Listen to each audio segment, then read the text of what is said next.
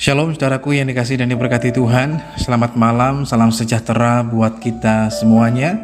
Apa kabar saudara malam hari ini? Doa kami saudara selalu dalam keadaan yang luar biasa baik, tetap dalam penyertaan dan pemeliharaan Tuhan yang hidup. Puji Tuhan, bertemu lagi dengan saat teduh dan doa sebelum tidur malam hari ini. Saat teduh malam hari ini berjudul Mengerti Kehendak Tuhan. Firman Tuhan dalam Efesus pasal yang kelima ayatnya yang ke-17 mengatakan, sebab itu janganlah kamu bodoh, tetapi usahakanlah supaya kamu mengerti kehendak Tuhan.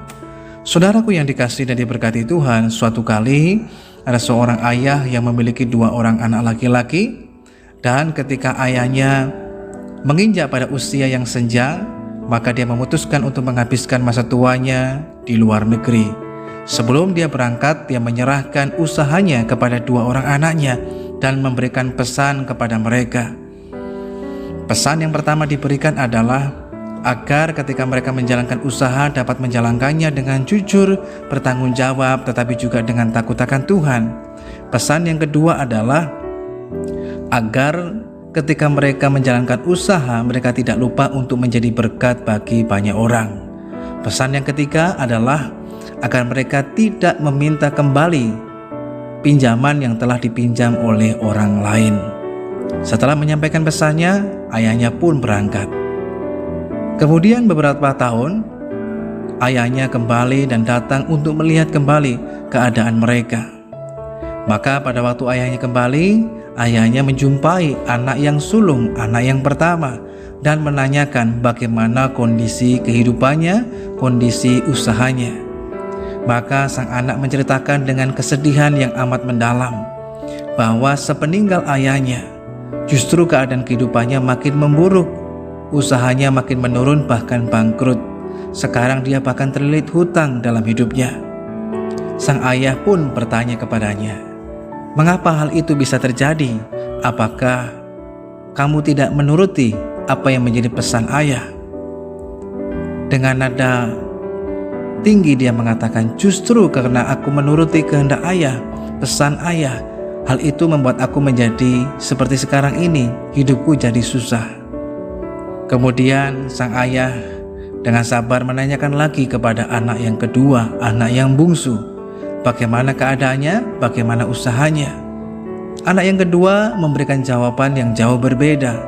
Dia mengatakan bahwa justru usahanya makin maju dan berkembang, bahkan bisa membuka cabang di beberapa tempat, bahkan bisa terus memberkati lebih banyak lagi orang. Ayahnya berkata, "Mengapa hal itu juga bisa terjadi?" Maka anaknya menjawab, "Justru ketika aku melakukan pesan yang ayah perintahkan, aku menjadi seperti sekarang ini, usaha makin maju dan menjadi berkat bagi banyak orang." Sang ayah lalu menanyakan kepada anaknya, "Apa yang kamu lakukan?" "Aku melakukan seperti yang ayah perintahkan. Aku bekerja dengan penuh tanggung jawab, bekerja dengan giat, dengan jujur, tapi juga dengan takut akan Tuhan. Aku juga tidak lupa dalam setiap usahaku, aku menyisihkan sebagian hasilnya untuk memberkati orang-orang yang membutuhkan. Namun aku juga ingat pesan yang ketiga dari ayah, supaya aku tidak menagih pinjaman kepada siapapun juga yang telah meminjam. Karena selama ini aku tidak pernah meminjamkan uang kepada siapapun juga." Maka sang ayah mengatakan, "Ini yang aku maksudkan. Harusnya kamu semua melakukan seperti ini." Saudara yang dikasihi dan diberkati Tuhan, seringkali kita bersikap seperti anak yang sulung. Karena ketidakmengertian kita justru membuat kita melakukan hal yang keliru, yang tidak sesuai dengan tujuan dari kehendak Bapa kita. Yang kita peroleh akhirnya bukan sebuah kebaikan dalam hidup, justru ketidakbaikan, bahkan mungkin kesusahan dalam kehidupan kita. Firman Tuhan memberitahukan kepada setiap kita agar kita jangan menjadi orang bodoh, tetapi orang yang mengerti kehendak Tuhan. Nah, untuk dapat mengerti kehendak Tuhan, kita perlu berusaha, berupaya. Pengertian kita, pemikiran kita sangat terbatas. Oleh karena itu kita perlu bersandar kepada Roh Kudus Tuhan. Jangan kita bersandar pada pengertian kita sendiri. Kita bisa keliru, kita bisa salah. Tetapi ketika kita bersandar kepada Tuhan, maka Roh Kudus akan mengajarkan, memberitahukan kepada kita kehendak Tuhan, sehingga kita dapat mengerti, dapat melakukannya, bahkan menghidupinya, sehingga mendatangkan sebuah kebaikan bagi setiap kita. Hidup yang berkenan, hidup yang benar, tapi juga sekaligus hidup yang menjadi berkat buat banyak orang. Itulah yang Tuhan kehendaki dalam hidup kita, hidup yang berubah dan berbuah. Oleh karenanya, malam hari ini saudaraku yang dikasihi Tuhan, kalaupun kita belum mengerti kehendak Tuhan, kita perlu berusaha, terus belajar dan meminta hikmat daripada Tuhan, sehingga dengan hikmat daripada Tuhan membuat kita dapat mengerti kehendaknya, dan kita bisa menghidupinya agar kita memiliki sebuah kehidupan yang benar dan berkenan kepada Tuhan. Kehendak Tuhan bagi usaha pekerjaan kita, kehendak Tuhan bagi pernikahan kita, kehendak Tuhan bagi pelayanan yang sedang kita kerjakan, bahkan kehendak Tuhan bagi masa depan kita. Mari kita berdoa. Bapa, kami mengucap syukur lagi kepadamu malam hari ini.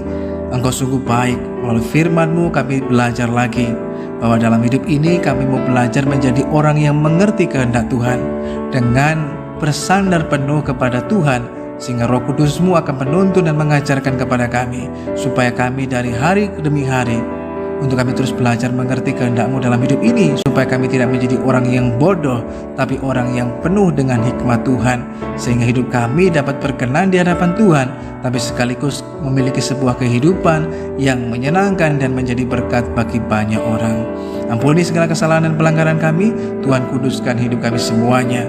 Demikian juga kami menyerahkan kehidupan kami malam hari ini dalam tangan-Mu. Kami akan tidur dan beristirahat, biar kiranya Tuhan senantiasa menyatakan penyertaan dan perlindungan-Mu atas kami. Terima kasih Tuhan yang baik. Ini doa dan syukur kami. Dalam nama Tuhan Yesus kami berdoa dan mengucap syukur. Haleluya. Amin. Usahakanlah untuk mengerti kehendak Tuhan, bukan dengan pengertian kita sendiri, tetapi dengan hikmat ilahi daripada Tuhan. Roh Kudus akan menuntun, mengajar dan menolong setiap kita. Kita mengerti kehendak Tuhan, kita hidup di dalamnya, dan kita mengalami kebaikan daripada Tuhan. Tuhan Yesus Kristus memberkati kita semuanya. Selamat malam, selamat beristirahat, dan sampai berjumpa lagi pada saat teduh dan doa sebelum tidur yang selanjutnya.